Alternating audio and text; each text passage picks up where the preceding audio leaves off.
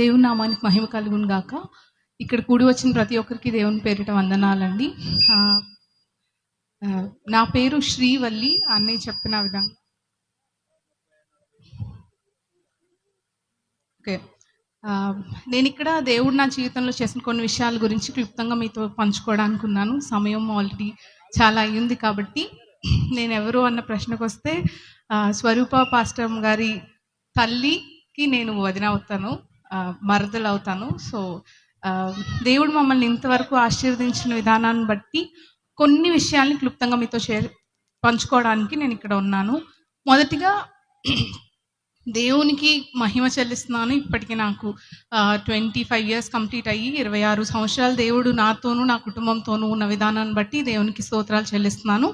ఇంకొక విషయం ఏంటంటే, కీర్తన గ్రంథంలో చెప్పబడినట్టు తండ్రి లేని వారికి ఆయన తండ్రి అయి ఉన్నాడు, పెదవరాళ్ళకు న్యాయకర్త అయి ఉన్నాడు అని చెప్పిన విధంగా నా జీవితంలో నా తండ్రిని నేను 20 సంవత్సరాల క్రితం కోల్పోయినప్పుడు నా తల్లికి దేవుడిచ్చిన జ్ఞానాన్ని బట్టి నేను ఇక్కడ మీ అందరి ముందు నించొని ఇంత ధైర్యంగా దేవుని గురించి కానీ వ్యక్తిగత జీవితంలో ఉన్న ప్రోగ్రెస్ని కానీ మీతో చెప్పడానికి దేవుడు అంత కృపనిచ్చినందుకు, అంత మంచి కుటుంబాన్ని నాకు ఇచ్చినందుకు దేవునికి వందనాలు చెప్తున్నాను.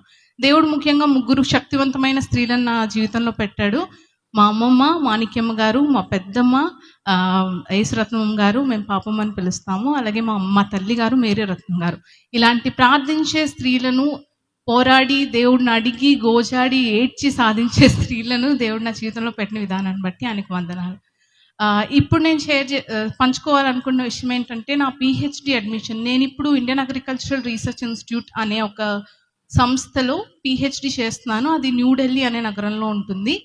అక్కడ నాకు అడ్మిషన్ రావడానికి దేవుడిచ్చిన కృపను బట్టి నేను అలాంటి టైంలో నాతో ఉన్నది ఈ ఒక్క బుక్ మాత్రమే. ఎంతో నిరాశపడ్డాను. ఎంతో మనం అనుకుంటాం కదా, ఇదంతా నేను ప్లాన్ చేసేస్తాను, ఇలానే అయిపోతుంది అని.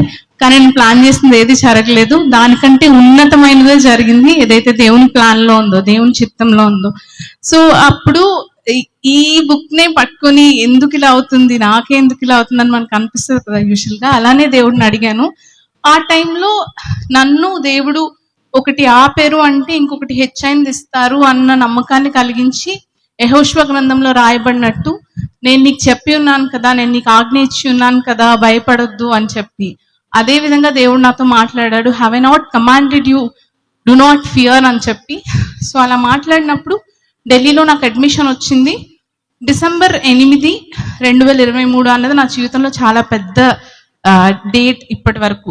ఏమంటే అదే రోజు పొద్దున నేను కోయంబత్తూరులో అన్ని సైన్స్ తీసుకున్నాను డిస్కంటిన్యూషన్కి. అదే రోజు మధ్యాహ్నం నేను ఢిల్లీలో వెళ్ళి జాయిన్ అయ్యాను. దేవుడు అంత గొప్ప కృపనిచ్చారు.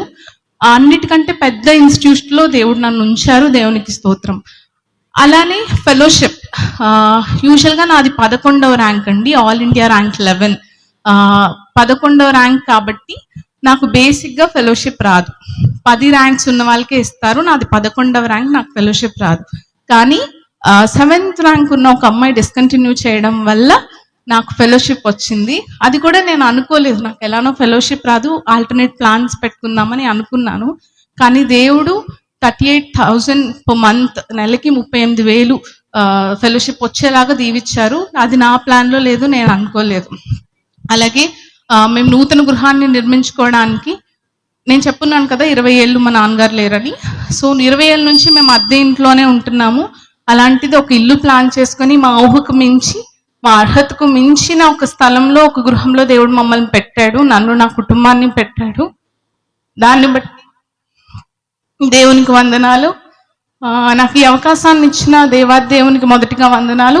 తర్వాత ఈ సంఘ కాపర్లైన అక్క, బావగారు అని పిలుస్తా నేను, పాస్టర్ స్వరూప గారికి, పాస్టర్ డేవిడ్ రాజ్ గారికి వందనాలు.